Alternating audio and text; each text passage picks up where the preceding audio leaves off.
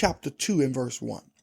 But speak thou the things which become sound doctrine. Sound doctrine means the apostles' doctrine, which was given to the apostles by Jesus Christ himself. The number one thing of importance to the early church was the apostles' doctrine. Paul tells Titus to speak or to teach the word of God that was taught to them by Jesus Christ. All right, verse 2, that the aged men be sober, grave, temperate, sound in faith, in charity, in patience. Paul wanted the old men in Christ to be an example. They were to live a life above reproach. All right, verse 3, the aged women likewise, that they be in behavior as becometh holiness, not false accusers, not given to much wine, teachers of good things. The old women in Christ was to be an example with a life that was above reproach. They also was to be teachers of good things. Underline the word teachers. All right, verse 4, that they may teach the young women to be sober, to love their husbands, to love their children, to be discreet, chaste, keepers at home, good, obedient to their own husbands, that the word of God be not blasphemed. Now here Paul instructs the old women in Christ whose life is above reproach and who are teachers of God's word to teach or to train the young wives with children who was busybodies on how to conduct themselves as a wife and as a mother. The old sisters in Christ who was trained in the word of God was to instruct busybody wives how to be sober, to love their husbands, to love their children, to be discreet, chaste, keepers at home. In other words, stay at your own home instead of running from many houses or from house to house gossiping. Good, obedient to their own husbands, that the word of God be not blasphemed. If I were to give this passage a title for Paul, it would be Keep the Church Above Reproach. This was the message here. The phrase keepers at home, let me just say this, has been interpreted wrong for many years. It has been explained to mean that a wife place is in the home instead of in the workplace. This explanation or interpretation is incorrect. Let me read verses 4 and 5 from the Living Bible. These older women must train the younger women to live quietly, to love their husbands and their children, and to be sensible and clean-minded. Here it is, spending their time in their own homes, being kind and obedient to their husbands, so that the Christian faith can't be spoken against by those who know them. In other words, Paul is saying for the older women who are equipped in the word to teach the busybody wives to keep themselves at home, spending quality time with their own family instead of running from house to house gossiping.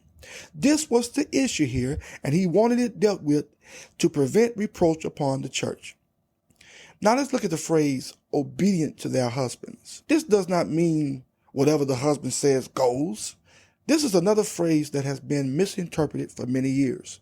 Many husbands makes the statement of, I'm the head and you are supposed to listen to me. You're supposed to obey me. That is not what Paul is saying here. That is male chauvinism. That is a Christian husband who do not understand what marriage is all about. Marriage is a partnership with the heart of a servant with mutual submission. That is worth saying again. Marriage is a partnership with the heart of a servant with mutual submission.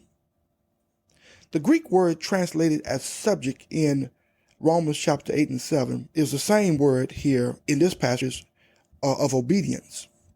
The word obedience here is the same Greek word that is translated as subject in Romans chapter 8 and verse 7. Paul is simply saying here for the wives to be submissive to their husbands. Now, let me just share something with you. There is to be mutual obedience within a married relationship. Yes, you've heard correctly. There is to be mutual obedience within a married relationship. This is clearly shown in the book of Genesis, chapter 21, verses 8 through 12, which says, And the child grew, talking about Isaac, and was weaned. And Abraham made a great feast the same day that Isaac was weaned. And Sarah saw the son of Hagar, the Egyptian, which she had borne unto Abraham, mocking. Wherefore she said unto Abraham, Cast out this bondwoman and her son. For the son of this bondwoman shall not be heir with my son, even with Isaac.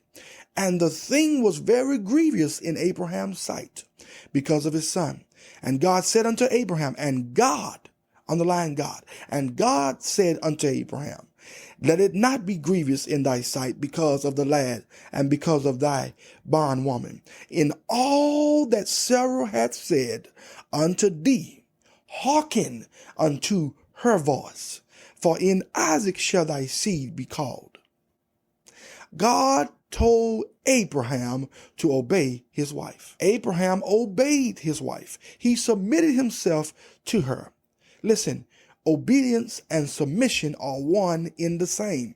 You cannot submit without obeying, and you can't obey without submitting. So we see here from this dynamic example that mutual obedience or submission is to exist in every married relationship. Now I want you to know, she totally respected her husband. This is clearly shown when she called him Lord. But she also had a voice in her home. Listen, husbands, we don't have all the answers. Our wives have some too. Husbands, our wives are equal partners, and we are to see them as so. All right, look at verse 6. Young men, likewise, exhort to be sober-minded. Now here the young brothers in Christ are instructed to be sober-minded. In other words, to be self-disciplined. Listen, every young brother in Christ, first goal should be to master him or herself. No one can ever fully serve others until he or she has mastered himself. Proverbs chapter 16 verse 32 says this, he that is slow to anger is better than the mighty, and he that ruleth his spirit than he that taketh a city. Self-discipline is not among the more glamorous of the virtues, but it is the very stuff of life. A young person in Christ who masters him or herself, total self-control in every facet of his or her life, is something wonderful to behold. It is a virtue that every child of God must have. All right, let's look at verse number 7. In all things showing thyself a pattern of good works, in doctrine showing uncorruptness, gravity, sincerity, sound speech that cannot be condemned, that he that is of the contrary part may be ashamed, having no evil thing to say of you. Now, Paul lets Titus know that if his teaching is to be effective, it must be backed by the witness of his life. He must demonstrate everything that he teaches. Paul tells Titus in doctrine, show uncorrupt. In other words, everything he says and does must be done with pure motives. The Christian teacher, the Christian preacher, pastor is always faced with certain temptations. There is always the danger of displaying self. Listen, it's not about you. It's not about how many degrees you have or how wise you think you are in the word. Never display yourself. Never show off the wisdom God has given you. There is always the temptation to power. Some pastors are power struck. They always want to be the center of attention. It's not about you. Pastors, listen, are always confronted with the temptation to be a dictator. If a pastor chooses the wrong path of being a dictator, he will sooner or later find out that people can be led, but they will never be driven. You cannot control people. Then he tells Titus to show gravity, sincerity. Every pastor and leaders must have dignity. They must never stoop to the same level of their members who says harsh things to them or to the level of their critics. He must never hold grudges in his heart or carry bitterness in his heart toward others. He is to walk in the love of God with a compassionate heart, full of humility with the heart of a servant. Then Paul says to Titus that he must have a sound message. Now, what is a sound message? A sound message is when you are what you are preaching about. In other words, you are an example of what you're preaching. If you preach a message which you are not an example of, your message and your speech is not sound speech. Let me say it again. If you preach a message of which you are not an example of, your message, your speech is not a sound speech. Your message is ineffective because your life doesn't match your speech. But when your life matches your message, the world will have nothing evil to say concerning you as a leader. Oh, I like that. Look at verse number 9. Exhort servants to be obedient to their own masters and to please them well in all things, not answering again. Now, Paul here turns to his attention to another group or class of Christians. In the early church, there were many slaves and some were Christians. So Paul tells Titus to instruct the Christian slaves to be obedient to their masters, to be submissive without talking back to them.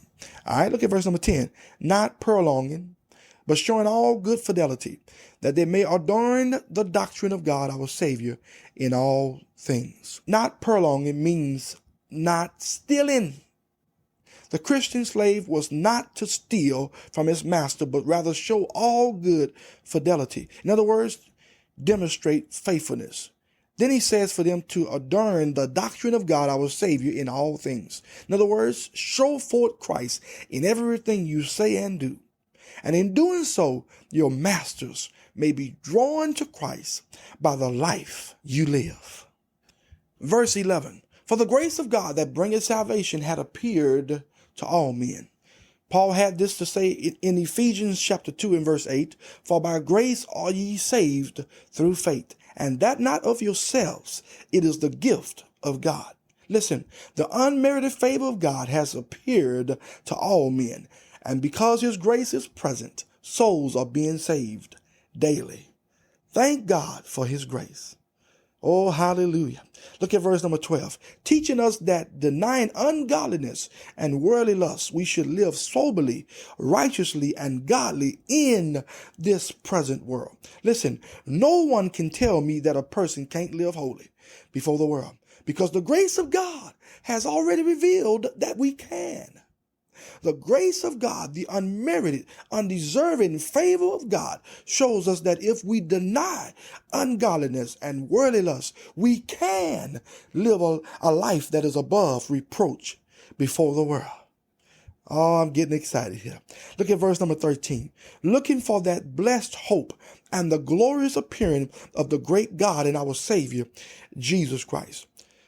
Every believer in the body of Jesus Christ should be looking for the blessed hope, and that is our glorified bodies. The day when Jesus would come and take his church out of this world.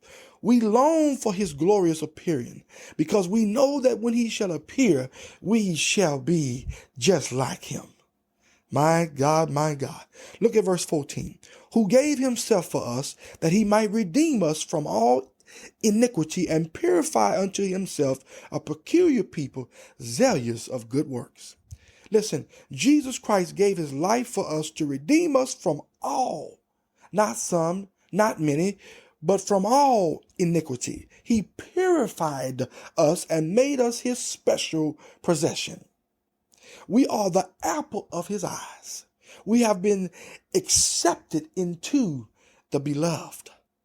Ooh, glory to God. Look at verse number 15. These things speak and exhort and rebuke with all authority. Let no man despise thee.